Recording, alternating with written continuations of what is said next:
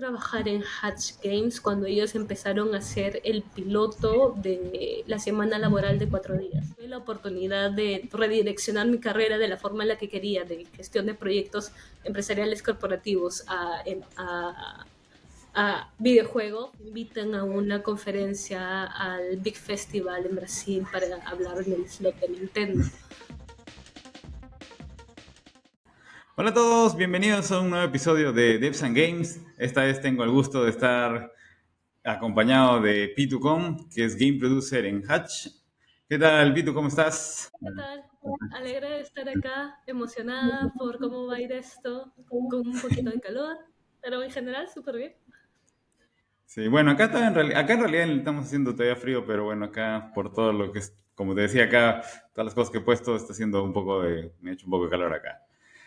Bueno, aquí, bueno, vamos a conversar un poco acerca de lo que es todo lo que ha sido tu trayectoria, las cosas que has ido haciendo, el cómo entraste a los videojuegos, y iremos conversando de los diferentes temas, por ahí conversaremos de algunos proyectos y cosas en general relacionadas al tema de la industria de videojuegos. ¿Ok?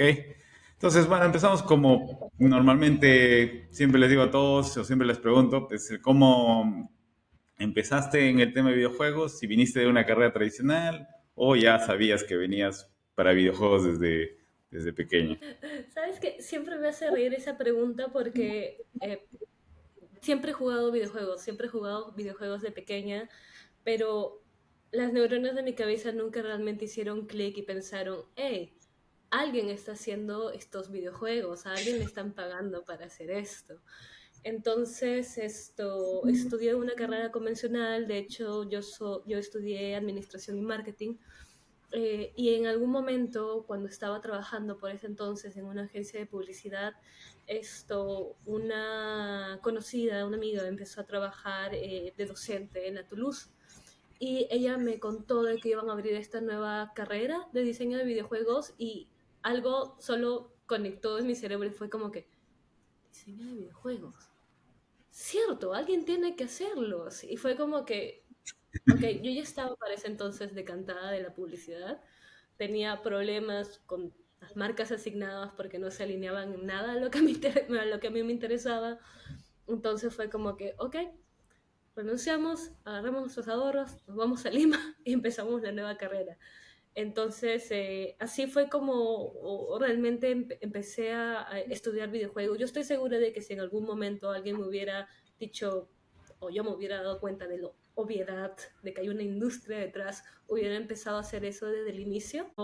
Pero aún así, siento que toda la formación de administración y marketing y gestión de proyectos me ayudó bastante, porque de hecho la rama en la que estoy ahora en videojuegos es producción, que tiene que ver todo con gestionar el proyecto, el equipo, los presupuestos. Entonces, no perdí nada, solo cambié la ruta hacia otra industria.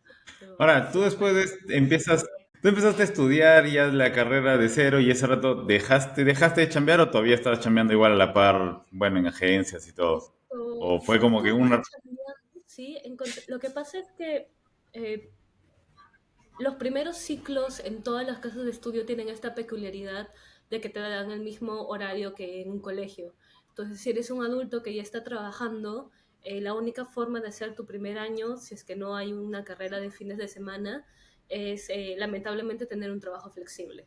Tener un trabajo flexible significa pues no vas a estar en oficina. Para ese entonces tuve que tomar la decisión de empezar a dejar de ganar lo que estaba ganando en ese momento, de dejar desarrollándome en la industria en la que estaba, irme a Lima, que definitivamente es más cara comparada a provincia, y empezar de cero. Entonces empecé a trabajar, de hecho, en un retail llamado La Zanahoria, hermosa gente ahí, y ahí me dieron toda esta flexibilidad para poder estar estudiando y tener los horarios rotativos.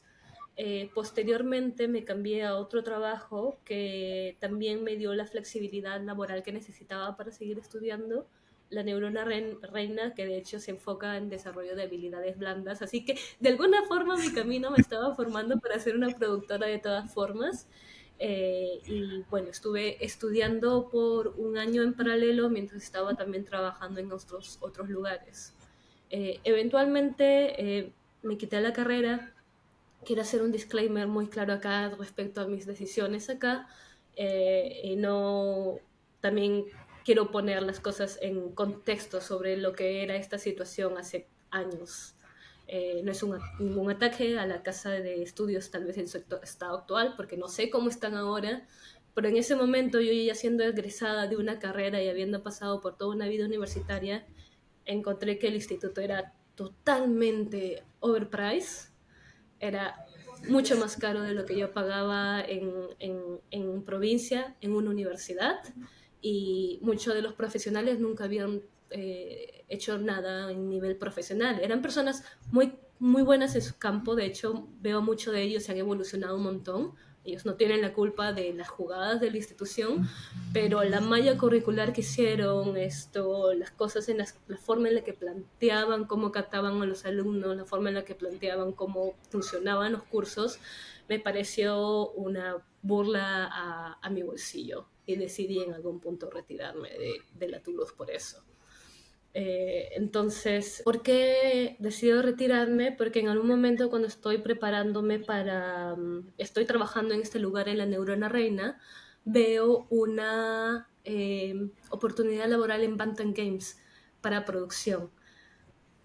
Y ya estaba bastante emocionada porque tenía todos los checks menos uno. Mi inglés era malísimo, malísimo, malísimo. Era, no sé, cantando en inglés yo era tongo. Ese era mi nivel de inglés. Vi esa oportunidad y unos amigos estuvieron como presionándome, como que, ¿sabes qué? Me sacaron las estadísticas. La mayoría de la gente postula con solo el 80-70% de sus habilidades, lo que te vende es la entrevista, tú ve. Entonces, postulé, me aventé y cuando ya tuve la oportunidad de redireccionar mi carrera de la forma en la que quería, de gestión de proyectos empresariales corporativos a videojuego, fue como que, ok, paremos esto porque básicamente si me metí a la Toulouse fue eh, en una parte por la parte de desarrollo, quería entender las otras ramas, la rama de programación, la rama de diseño, la rama obviamente artística, esto, pero también quería ver un poco del networking. Entonces, no sentí que ninguno de estos objetivos míos estaban alineando y como entré a trabajar, pues ya no necesitaba networking y como entré de productora, pues ya no necesitaba desarrollar las otras habilidades, así que decidí enfocarme 100% en eso. Ahora, esa fue tu primera, hablamos de tu primera ya experiencia directamente cuando te venías de videojuegos. Entonces entraste ya a trabajar en lo que era la producción y todo. ¿Entraste a manejar el equipo, o sea, algún juego de los que estaban siendo propios? ¿Eran juegos para clientes? ¿O estabas simplemente, o primero todavía estabas en un tema formativo dentro de la... Era un tema formativo con clientes. Tuve una muy buena compañera y una muy buena jefa, Fiorella y Jennifer. Cada una de su forma me ayudó bastante. Fiorella me ayudaba bastante con las comunicaciones en inglés, por ejemplo. Eh, si había que hablar con clientes, si había que conversar con clientes, era como que, ok, empecemos con tus habilidades escritas. Entonces, me encargaba de todo, ellos revisaban las cosas. Al equipo interno sí me dejaban hacerlo porque obviamente nos comunicábamos en español, entonces toda la parte de desarrollo con el equipo podía manejarla, pero toda la parte de comunicación con el cliente no, porque claramente no tenía la habilidad de comunicación para eso. Entonces empecé a estudiar inglés, Fiorella me ayudó bastante en corregir estilos, ¿no? Porque no se trata solo de escribirlo, sino de cuando necesitas crear sentido de urgencia, cuando necesitas vender una idea y sonar convincente, cuando necesitas decir políticamente esto ya es mucho y no podemos hacerlo. Entonces todos esos detallitos que eran en otro idioma, Fia me ayudó bastante. Entonces, bueno, siempre lo digo, a la Fiorella, ella es mi sensei. Entonces, de alguna manera, esto es un poco las dos. Estuve en formación por un tiempo, pero lo mejor que tuve es que fue una formación en el campo, pero no fue tirarme al campo y dejarme sola, sino que fui al campo, pero con alguien viendo lo que hacía. Ah, qué chévere. De hecho, hablamos más o menos de qué año estamos hablando para esas fechas. lo de Uy, Bangtan. déjame hacer cuentas. A ver, la Más de, pre-pandemia. más de 5 años, seguramente, probablemente 6 años. 6 años Fue antes de la atrás. pandemia. Fue mucho antes de la pandemia. Mucho antes de la. Estamos hablando de 2017, 16, por ahí, más o Más menos. o menos, más o menos. Esto, sí. Sí. Porque ya más o menos para ese entonces, o sea, más o menos haciendo cuentas, ya en Perú más o menos sí había ya un buen grupo de empresas, no un gran enorme, pero sí había como que un pequeño grupo ya funcionando, ya CBA ya estaba Claro, funcionando y todo eso. claro, claro. Lo que yo llamo los grandes ya estaban establecidos, ¿no? Lib ya estaba establecido, Bantam Games ya estaba establecido, asociaciones como la CBA o la IGA Perú ya estaban establecidas, ¿no? Entonces Claro, ya ya para había entonces, conocimientos por ahí. Sí, claro. 2017, por ahí. Sí, más o menos, pues sí, porque igual en todo lo que iba cambiando estos, ya habían salido ya los primeros juegos, incluso ya Bangtan había lanzado unos años antes los primeros juegos para Vita, o sea, era como que había... Bueno, para quien no conozca acá, por ejemplo, de los que estén viendo el proyecto, y Bangtan es como que la empresa más grande de videojuegos en Perú en cuanto al, no sé, tienen un montón de experiencia, proyectos de lejos. Y bueno, justamente esas fechas entiendo que ya estaban, de hecho ya estaban, habían hecho juegos para PlayStation y todo eso. ¿Tú tuviste participación en los juegos? Porque también ya empezaron a salir los juegos para los de Power Rangers, que salieron los de Nika Racers. No sé, ¿tuviste participación en Yo alguno de empecé ellos? a trabajar ahí después de Power Rangers. Creo que algo que agradezco mucho a Bantam es que durante el tiempo que estuve ahí tuve la oportunidad de ver muchos proyectos distintos porque la empresa estaba justo en esa época en una etapa de transformación. Entonces vi juegos web, juegos para aplicativo, juegos para consola, para Switch, Xbox, para PlayStation. Incluso vi juegos raros para hardware específicos, para juguetes de esos que venden en ferias. Entonces vi un poco de todo en un muy corto tiempo y creo que eso de hecho me ayudó un montón porque no se trata solo de copiar una fórmula mágica para todos los proyectos, cada proyecto tiene sus peculiaridades. No hablo solo desde el punto de tecnología, sino de cómo es el cliente, cuál es la frecuencia de deliveries que quiere, cómo los quiere recibir. Entonces, todas esas cosas hicieron que mi aprendizaje en ese corto tiempo sea sumamente denso porque vi distintas cosas durante esa transición. Claro, qué chévere. Ahora, durante todo este proceso, yo recuerdo que ustedes participaban activamente en grupo, de hecho con Dick lo hablábamos, que era Ponycorn, que ustedes estaban hablando acerca del tema de videojuegos y todo eso. ¿Eso era más o menos a la par de lo que estabas en Bagdad o todavía eso viene después o antes? Bueno, en Manta estuve creo que 3 años, 3 años y medio, así que empezó a pasar más o menos podría decir en el último año, año y medio de mi estadía en Bantam, fue que empezamos con Ponycorn. Ponycorn nace desde mi versión, Dick habrá dicho su versión probablemente, pero nace un poco del amor de querer compartir, pero también de la frustración de no encontrar un círculo. Fue como que no hay, entonces hay que hacerlo.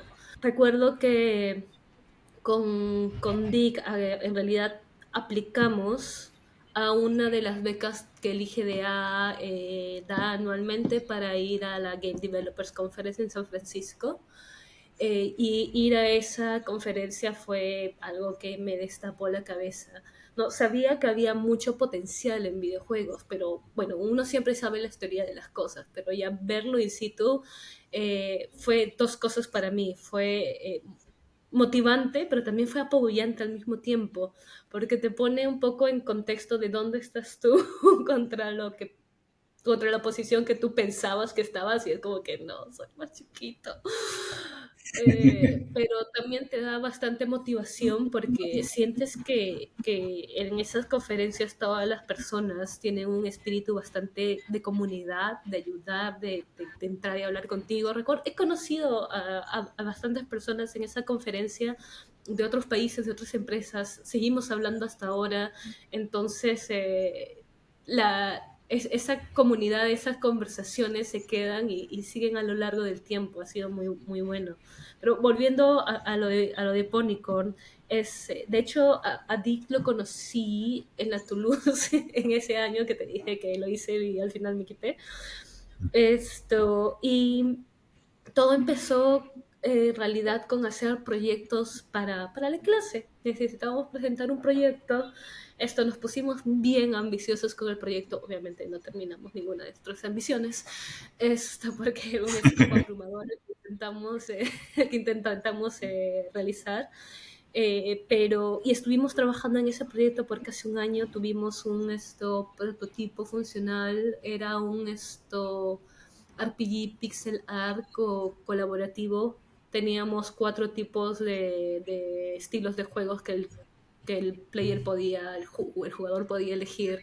Podía ser un tanque, podía ser un healer, podía ser ágil con el ataque de lanza o el clásico IPS con el arquero.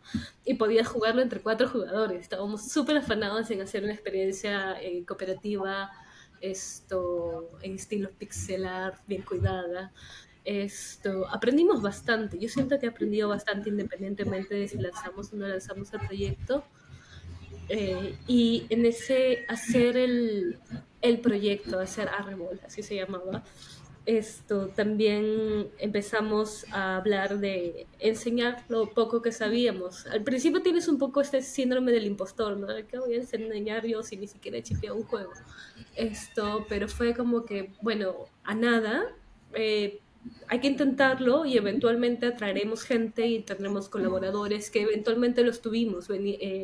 Ponycore empezó como una reunión de personas, cambiamos por muchos lugares, estuvimos en la casa de uno de los chicos, también utilizamos mi sala varias veces, después ya tuvimos una oficina más reciente y hacia el final de Ponycore presencial, que fue antes de la pandemia, empezamos a ir a distintas instituciones. Y así fue como empezó. Era muy emocionante. Nos trajimos una metodología de lo que vimos en el GDC cuando fuimos con Dick, que es básicamente como la industria acá todavía no está tan familiarizada acerca de cuál es el proceso de hacer un videojuego, vamos a simplificarlo. Entonces vamos a hacer que la gente diseñe un videojuego en unas 2, 3 horas, bueno, 4 horas es el final que dura la sesión. Entonces nosotros traíamos a la gente, la organizábamos con alguna dinámica loca en el grupo, no hacíamos cosas como hacer que la gente corra, stop, ok, ese va a ser tu grupo, o hacer que la gente salte como conejitos y construya túneles, no sé, cosas random para hacer que la gente entre en confianza. Usábamos juegos para hacer los grupos y con eso la gente tenía sus grupos, les dábamos los materiales, juntábamos de nuestra propia plata para comprar las cartulinas, los cartones, las cosas, todo lo que necesitaban y le decíamos, este es tu pack, pero obviamente antes de eso siempre había una especie de sesión. Creo que básicamente Ponycon, la estructura era como que, ok, vamos a explicarles cómo va a funcionar esto, esta es la metodología, esta es la razón por la cual te vas a fijar primero en una emoción, esta es la razón por la cual después te vas a enfocar en acciones y después esta es la razón por la que vas a hacer testing rápido sin perfeccionarlo a la primera, sino no te preocupes, prueba rápido, prueba con otros grupos y vuelve. Entonces, explicábamos eso y las razones, después hacíamos esa dinámica loca para crear grupos de forma aleatoria y después hagan los juegos. Poco a poco fuimos refinando las cosas más. Por ejemplo, uno de los chicos, Giuseppe, hizo una aplicación para que sea el contador, porque obviamente nosotros podíamos estar con nuestro celular y decir, queda un minuto, quedan 2 minutos, ¿no? O él Claro. hizo un contador con nuestro logo en pixelar hermoso, entonces lo proyectábamos en la tele, lo proyectábamos en las pantallas y se veía el logo con el contador bonito. A generar pequeños materiales más personalizados, por ejemplo, la hoja de ruta que utilizábamos para ayudarte a diseñar el juego estaba diseñada como una hoja de Dungeons and Dragons. Entonces teníamos todas las estadísticas, las preguntas de la misma forma que tienes tu hoja de jugador. Y así poquito a poco le veíamos metiendo más humor, de verdad. Para mí, hacer Ponycore fue una de las mejores experiencias que he tenido en mi vida. Y el grupo de personas que iba hacía todo ahí, porque tú los veías emocionados y ver que la gente está emocionada, que está feliz, que está aprendiendo, era bonito. Empezamos con solo nuestros amigos, pero eventualmente empezamos a ver a niños, a gente que no teníamos idea. Era como que tú lo trajiste, no, no, no, ok, un extraño, yay. Entonces era una muy bonita experiencia. ¿Cuántos llegaron a ser así en la sesión más grande, por decirlo? La sesión más grande debe haber sido 30 personas, más o Ah, menos. wow, sí, sí, ya sí era un número bastante importante. Ah, Sí, ahora, después llegó eso todo el es tema también de... ¿Perdón? sí, pero eso ya es como que el pic. Es el Claro, no, promedio, no, lo que se no, pero de todas reúne. maneras el haber llegado a esa, reunido esa cantidad de gente de por sí en general en un evento es bastante para un tipo de actividad. Ahora, te preguntaba que luego de esto llega también la pandemia y ustedes todavía lo siguen haciendo ya de manera, ya las sesiones las hicieron, trataron de seguirlas, o bueno, las siguieron haciendo de manera virtual, ¿no? Ujú. Más o menos, ¿cuánto tiempo fue el tiempo que estuvieron ahí metidos o haciendo con todo lo de Creo que Ponycorn? hicimos 4 o 5 podcasts más o menos, o tal vez 4 se publicaron y 5 se Mm, planificaron. No hicimos mucho.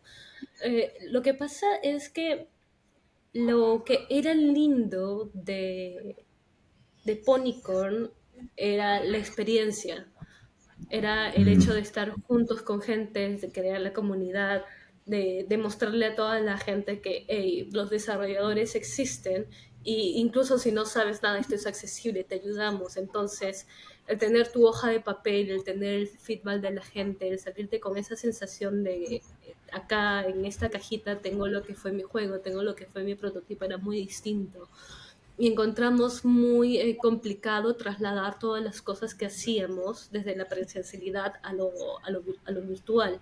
Entonces decimos, ok, aún queremos compartir, sí, aún queremos compartir, hagamos los podcasts.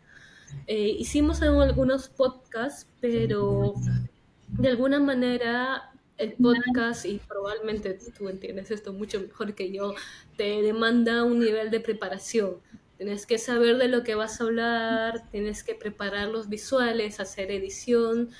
Mis conocimientos de edición son bien pobres. Yo soy la persona que agarra todos los videos, los pone en el timeline, corta, pega y agrega la transición más guachafa que puedas encontrar. Ahí eso que se funde, que te explota, eso es lo que uso.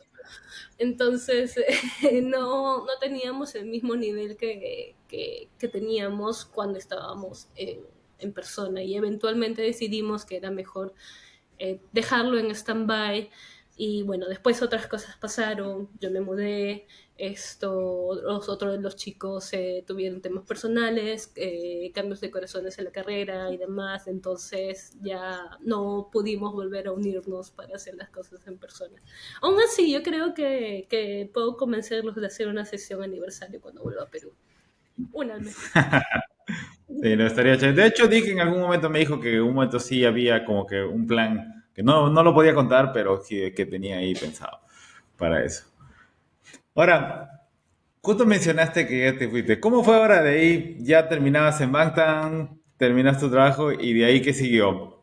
¿Fuiste, no sé, postulaste, viajaste? ¿Qué cosa, qué vino después de Bangtan? Después de Bantam empecé a trabajar en Devoted Studios, solo para ejemplificar un poco el camino. En Bantam yo trabajaba del lado del equipo desarrollador. ¿No? Para tal vez aquellos que no están muy familiarizados con eso, es básicamente quien hace el juego, quien hace el código, quien hace el arte, quien hace las cosas. Pero trabajábamos para propiedades intelectuales de otras personas. ¿No? Bueno, tal vez uno de los productos más conocidos probablemente es Nickelodeon Racers. Pasé de eso a trabajar a un equipo que era de outsourcing. Entonces, en este caso son equipos desarrolladores que nos pedían a nosotros, oye, ¿sabes qué? No tengo la capacidad para hacer este pedazo de código, no tengo la capacidad para hacer este pedazo de arte, o quiero apoyos de terceros para el diseño de este nivel, ayúdame. Entonces nosotros no veíamos la enteridad del proyecto, sino pedidos muy específicos del cliente. Y eso también cambia el mindset desde cómo ves la producción, cómo ves el tema. Y bueno, y ahora actualmente otra vez estoy en el equipo desarrollador, pero en una industria orientada a móviles, entonces hay bastante el tema de analíticas, de evaluación de datos para la mejor toma de decisiones, que es distinto tal vez a una experiencia de consola en la cual inicias el juego, lo consumes, se termina y ya está. Acá con los móviles tienes bastante el tema del live ops, constantes eventos para mantener enganchado al jugador y para mantener el producto vivo. Y eso otra vez te cambia el modo de cómo manejas un proyecto. Eh, Claro. Ahí, ¿no? Y, pero ¿y cómo fue la parte? O sea, tú directamente, antes de trasladarte, estuviste, acabaste inmediatamente, pasaste a trabajar, te mudaste, ¿cómo fue toda la historia Bueno, de eso? ¿recuerdas mi tortuosa historia con el inglés? Ya. Más o menos en esa línea. Me puse a estudiar inglés, de hecho, llegó un punto y también mi inglés ya estaba bastante mejor para ese entonces, justo cuando la pandemia empezó. Y cuando la pandemia empezó, las clases de inglés que estaba tomando pasaron a ser esto también virtuales. Y las odié increíblemente. Cuando tú vas a las clases, si es que a alguien no le interesa aprender, se va al fondo, se pierde la clase y no te afecta. Pero en una clase virtual sí te afecta porque necesitas, conforme subes más de nivel, hay más ejercicios de conversación. Entonces, a mí me ponían en grupos y la gente estaba conectándose a la clase desde su carro, estaba conectándose desde su sillón, todos chorreados, y había gente que no estaba atenta. Entonces, ponían el grupo, ponían el ejercicio, lo primero que hacían era preguntar, ¿qué ha dicho? ¿Qué hay que hacer? Entonces, el ejercicio era 2 minutos. Un minuto para explicarle qué hacía y otro minuto más para hacer la ronda de reafirmación, porque a veces te preguntas cómo pasaste todos los exámenes hasta este nivel. Entonces, perdón. Entonces, odié eso y lo que hice es empezar a tener clases individuales en una plataforma llamada Preply. Es muy buena, la recomiendo, en el cual tienes un tutor uno a uno. Es como un directorio de docentes. Entonces tú puedes buscar, quiero un docente nativo, quiero un docente en estos horarios. Entonces la primera clase siempre es gratuita, es de test. Entonces tú tienes oportunidad de probar cuál docente va mejor contigo hasta que quedas con uno. Y con eso mi inglés empezó a mejorar mucho más, al punto de ya sentirme más segura de mí. Paralelo a esto, y creo que esto fue algo que a mí me ayudó mucho, es que ya estaba hablando con clientes, ya podía comunicarme, pero Nickelodeon Card 2 es lanzado, es bien recibido y nos invitan a una conferencia al Big Festival en Brasil para hablar en el slot de Nintendo. Entonces, tenía que hablar en inglés. Y estuve, me acuerdo clarísimo, preparé la presentación. A mí me encantan hacer presentaciones en español. Me gusta enseñar, compartir. Pero en inglés siempre tenía este tema de no voy a hablar bien, me voy a trabar, se me va a congelar la palabra. Entonces hice un guión entero, lo estuve practicando.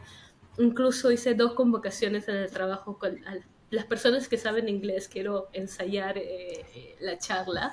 Vengan, los chicos hermosos se unieron, me dieron un feedback muy preciso, muy bueno, trabajé sobre eso, llegó el día, di la charla y de una forma u otra eso fue un alivio para mí. Fue como que, ok, personas que no necesitan jugar a política conmigo, no sabes, porque a veces los clientes tratan de ser buena onda, a veces tus amigos también es como que, no, sí, todo lo haces bien, Oh, pero chévere. ya neutral, que es como que, ok, sí te entiendo, fue un gran alivio. Y eso me dio la seguridad para empezar a hacer entrevistas. Ahora, es bastante loco porque no tuve la oportunidad en realidad de empezar a buscar por trabajo activamente, sino de que me llegó una invitación a LinkedIn, me contactaron por LinkedIn y me dijeron, oye, hay esta oportunidad, ¿quieres pasar por el proceso de entrevistas? Y fue como que, ok, sí, vamos. Sí, sí, no, no soy mucho de creer en estas cosas cósmicas de la energía, llama energía, pero es que de alguna forma pasó. Me empecé a sentir segura y fue como que, ok, te sientes segura ahora, toma la oportunidad. Entonces no, no tuve realmente esa búsqueda, enviar CVs, ver por todas las cosas. Llegó y la tomé. Y fue así como cambio de trabajo, pero cambié un trabajo que es sumamente no, es 100% remoto. Entonces, como era 100% remoto, dije, ah, bueno, para eso la pandemia ya estaba levantando restricciones en algunos países y yo estaba con unas ganas de dejar mi departamento porque lo había visto durante un año más. Fue como, que, ok, nuevo trabajo, remoto, nos vamos a pasear. Y empecé, y así fue como me mudé a Perú, pero me mudé a España. Estaba trabajando con clientes de distintas partes del mundo. Yo diría que el 90% de ellos de habla inglesa, pero estaba trabajando todavía en España. Y Ya. sí. Y bueno, y de ahí, ahora, en ese trabajo, esa chamba, estuviste haciéndola más o menos cuánto tiempo. Ahí no ¿Cuánto tiempo estuve fueron? ¿2? mucho tiempo, creo que estuve un año y unos meses, un poco más de un año. Y fue ahí de nuevo cuando, no, no sé si vas a creer o no, pero de nuevo me contactan por LinkedIn y me dicen, hey, hay esta oportunidad, ¿quieres aplicar? Y esta vez fui a la empresa y ligera, a ver, realmente me emocioné mucho porque la primera empresa fue como que la oportunidad que llega y es como que, ok, voy ahí, sea el tipo de empresa que sea, porque a mí en ese entonces la parte de outsourcing, de separarme del equipo de desarrollo, no me emocionaba mucho, porque me gusta la parte de estar con el equipo. No, no, no soy mucho la productora ejecutiva, soy más la productora del equipo de desarrollo. He hecho ambos. Estaba como que, ok, esto es un outsourcing, no me emociona, pero esta nueva oferta era otra vez para estar junto al equipo y era para un proyecto de carros, una empresa que se dedicaba solo a hacer proyectos automovilísticos, de juegos automovilísticos, y estaba como que, oh, bueno, muchos de mis proyectos antes fueron de carros, aparte de Nika Racers, hice otras cosas que también eran de carros de alguna forma, entonces fue como que, esto suena para mí.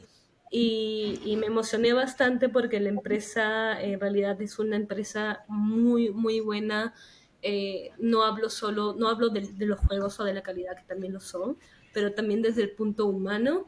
Es una empresa que es muy enfocada a mantener al equipo feliz, que creo que es algo que en general creo que la tendencia de la industria de videojuegos, sobre todo en la época de la pandemia, fue hacer plata, vamos a ser abusivos.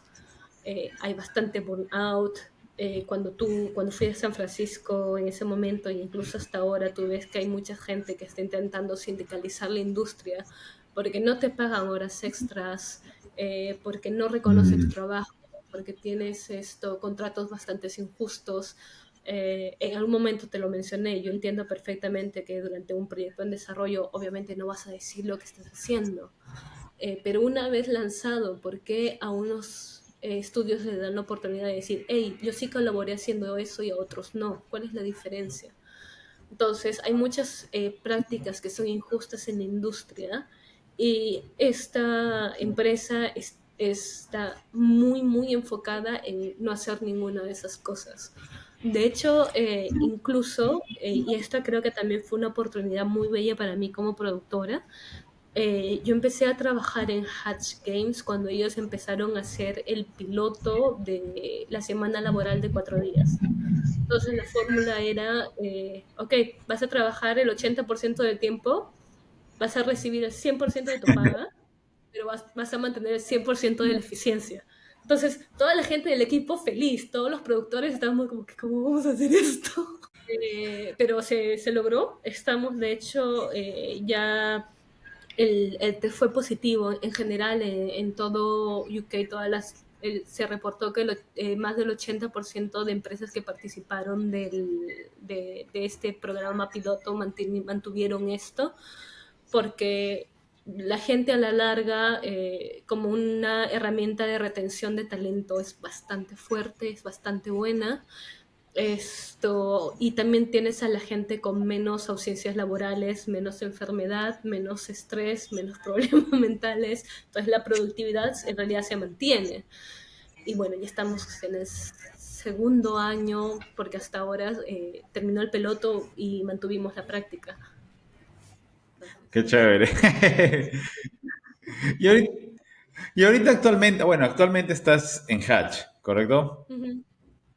Sí, entonces, ahorita, qué tipo de proyectos estás viendo, los móviles, cuál es me dijiste móviles, ¿verdad? ¿Qué estabas viendo ahora? Sí, sí. ¿O qué? Bueno, el proyecto en el que yo estoy es F1 Clash, es un juego de simulador de Fórmula 1. Básicamente el juego te pone en la posición de que tú eres el director técnico del equipo. Entonces tienes tu propio equipo, puedes elegir a cualquiera de los jugadores de los 10 equipos, armarlos a tu conveniencia y tú vas jugando a través de las series en el juego. Ahora mismo la parte de live ops que te decía básicamente se enfoca en hacer eventos semanales que emulan los Grand Prix de la vida real. Entonces siempre que hay un Grand Prix en la vida real, también hay un Grand Prix en nuestro juego. Y si es que no hay uno, pues nosotros hacemos uno. De todas maneras, todos los fines de semana siempre hay un evento. Estamos implementando más cosas. De hecho, si miras ahora las social media, vas a ver que acabamos de liberar jugadores, es, pilotos, pilotos legendarios, ¿no? Entonces ya no nos estamos enfocando solo a los pilotos de la temporada, sino también a lo mejor de la Fórmula 1. Entonces tenemos, por ejemplo, a Schumacher, tenemos a otros por ahí que están uniéndose a la lista y es muy, muy, muy, muy divertido de hacer. Claro. Y en general, ¿qué tal ha sido toda la experiencia ya comparando, o sea, poniendo un poco en contraste con lo que fue, por ejemplo, trabajar dentro de Perú, al estar ya trabajando ahorita en Europa, en estudios más grandes? ¿Qué tanto ha sido desde tu punto de vista, o sea, la diferencia, parecidos? Esa es una muy buena pregunta. Siento que a cierto punto hacer una comparación directa es un poco injusta, no porque sea una empresa grande o una chiquita, sino porque los modelos de negocio son distintos. ¿No? En el caso, por ejemplo, de Perú, el modelo de negocio es esto, desarrollar el juego que el cliente quiere para la franquicia que ellos quieren. En el caso, por ejemplo, de ahora, sí, sigue siendo una marca licenciada, seguimos siguiendo algunas de las reglas, pero el juego, los features, lo que queremos mostrar, lo hacemos a nuestro gusto, no hay tantas restricciones. Y en el caso del outsourcing, pues ahí sí que no hay mucha libertad creativa porque estos son los requerimientos, hazlo. Entonces, comparar esos modelos de negocio siento que no es algo muy justo para ninguna de las organizaciones, pero si es que hablamos desde un punto de vista de madurez del estado de cada una de las empresas, sí se nota bastante la diferencia. El outsourcing, por ejemplo, era una empresa relativamente nueva y esto se veía en algunos de los procesos porque había mucho cambio y eso a veces generaba no una comunicación constante. Obviamente para el cliente siempre todo es hermoso, pero a veces las cosas están un poco en fuego por detrás. En el caso de Bantam era mucho más establecido, como que este es el proceso, esta es la forma. Entonces había una estructura, pero ya se fue en algún momento cuando empezaron a llegar los nuevos proyectos, las nuevas cosas, también hubo el reto de, ok, hemos repetido eso muchas veces y esa fórmula de hecho no va a sostener este nuevo proyecto, entonces tenemos que aprender nuevos procesos a la fuerza. Y después también te mencioné el tema de cómo manejas la información en los diseños de videojuegos. Por ejemplo, algo en mobile que a mí me alucina mucho, aún me queda un poquito del corazón marquetero por ahí, es cómo manejan todo el tema de data, ¿no? O sea, todo lo que es, por ejemplo, A/B test. Por ejemplo, inicias un tutorial. A algunos jugadores les va a salir el tutorial con el panel azul, a otros con el panel rojo. A algunos les va a salir iconografía en vez de instrucciones, a otros les va a salir texto. Entonces tú mandas estos dos distintos modos a distintos jugadores y dependiendo de la evaluación tú vas a ver si el nivel de retención de nuevos usuarios del grupo A es mayor que la del B y si la del grupo A, que era solo iconografía, funcionó mejor, entonces el resto de tutorial también va a ser con iconografías. Entonces es bastante enfocado en la data porque es también un modelo menos enfocado en el sueño de, yo quiero hacer mi videojuego. No, nosotros somos una empresa y necesitamos hacer dinero.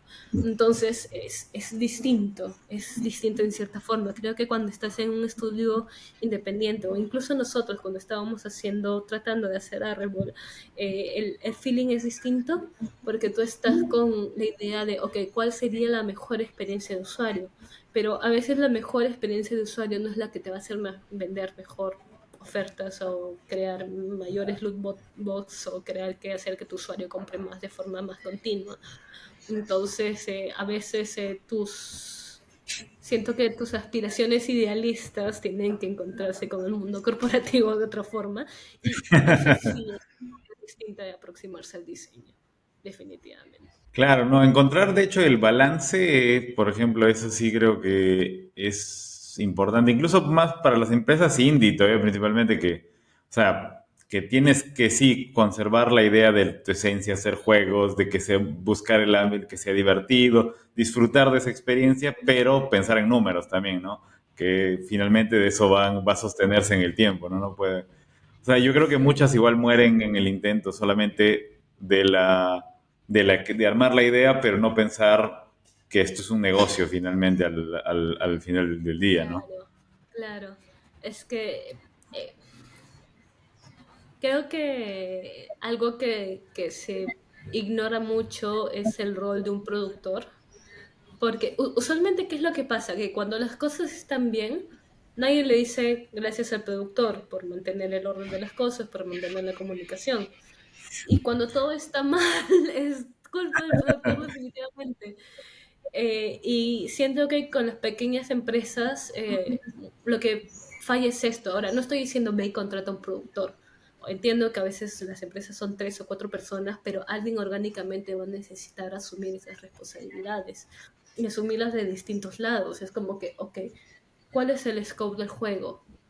¿Cuál es el alcance? Ok, tú diseñador puedes tener 20 ideas más, pero ¿cuál es el mínimo viable? ¿Cuál es el producto? ¿Cuál es la primera cosa? ¿Cuál es la mecánica central en la cual nos vamos a centrar primero? Está muy chévere que quieras hacerle 10 ataques adicionales a tu jugador, pero a tu personaje, pero necesitamos al menos dos funcionando bien. Entonces deja de diseñar eso y enfócate en el balance. Entonces, si no tienes a esa persona o si no tienes más que a la persona ese esquema mental en alguien de tu equipo, van a pasar esas cosas. Después tienes el tema del dinero. Necesitas ese software, necesitas pagarle al personal, necesitas pagar licencias, necesitas comer, necesitas pagar las facturas, la luz, el agua para el lugar. Entonces, ok, ¿cuánta plata tenemos para mantener la operación en venta? Si es que no tenemos planta, ¿cuál va a ser nuestra estrategia para levantar dinero? Vamos a buscar inversores, vamos a buscar Kickstarter, tal vez si es que prometemos un prototipo funcional a X jugadores, podemos levantar algo más de dinero. Entonces, todas estas distintas formas vienen de alguien que va a estar pensando en el largo plazo, no solo en la pasión de quiero algo bonito o hermoso, que no estoy diciendo que esté mal. Siento que las dos cosas se necesitan bastante. En alguna forma creo que eh, es normal y yo siempre bromeo sobre esto, que el diseñador y el productor siempre son los mejores besties y los peores enemigos al mismo tiempo, porque esas dos piezas, diseño y producción, necesitan estar alineadas, necesitan entender las mismas prioridades para todo su equipo, pero la naturaleza del diseñador siempre va a ser soñar. O sea, si un diseñador no sueña, no empuja para hacer más, no trata de ver las formas de agregar un poquito más del scope de alguna forma, esto no creería que es alguien con el perfil para ser diseñador. Pero si tienes a un productor que a la primera también está, oye, si esa idea está bravaza, hay que hacerla, y no te dice, ok, espera, esa idea está bravaza, pero ¿por qué la estás haciendo? ¿Cuál es el gol? ¿Cuánto tiempo va a demorar? ¿Por qué el cambio de planes? ¿A qué se debe? Si es que lanzamos con la versión anterior, ¿esto va a ser un fallo para el juego? ¿Esto es algo vital o es algo que estás esperando? Entonces, ese tira y empuje es el que hace también que tengas mejores ideas, porque la creatividad, creo yo, no se trata de ir a lo loco, no se trata de tengo todos los recursos y hago de todo lo que quiero. Las mejores ideas, las ideas más creativas, incluso en videojuegos, vienen de las limitaciones. Limitaciones de producción, limitaciones de dinero, limitaciones técnicas. Creo que ejemplos podemos ver mucho. Por ejemplo, la hermosa neblina de Silent Hill era que la consola no podía renderizar más cosas. Y es una genialidad, es una marca de la franquicia. Entonces, muchas buenas cosas vienen de la limitación. La verdadera creatividad se ve cuando tienes limitaciones alrededor tuyo y encuentras la forma de solucionar un problema que tienes. Entonces, esa sinergia Claro. es muy necesaria. Sí, no, eso que dices, sí, de hecho, o sea, yo creo que para que funcione en cualquier, no necesariamente solo en la industria de videojuegos, ¿no? En general, pues a nivel de productos digitales, aplicaciones, o sea, tiene que haber siempre esa coherencia. Ahora, ya para ir terminando, ya lo último, ¿cuáles son las expectativas de acá a corto, mediano plazo? ¿Algún plan, algún nuevo proyecto que tengas en mente, algo que estés trabajando? Hablamos igual corto, mediano plazo. Spoilers, dices. Esto, no te puedo dar muchos spoilers de las cosas que están viniendo ahora en F1 Clash. Te puedo decir que te conectes al Discord, que te conectes al Instagram y veas las cosas que están viniendo. Ya en un modo más personal, definitivamente estoy evaluando distintas posibilidades de estudio, pero creo que lo que me está deteniendo ahora es un poco el, digamos, trauma de lo vivido. No quiero meterme a una maestría o a un doctorado o a un MBA solo por meterme. Creo que soy bastante, soy una persona que piensa que el networking es importante, sí, pero tampoco quiero enfocar toda mi energía en generar contenido para LinkedIn. Creo que la mejor forma de mostrar que estoy trabajando bien es haciendo un buen trabajo esto en mis proyectos.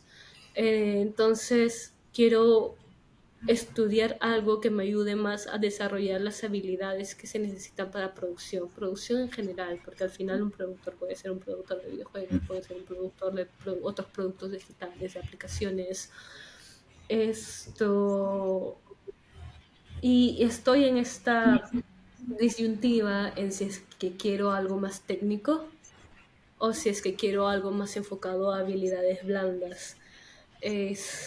Pero sí, eso todavía está por definirse. Ya, genial.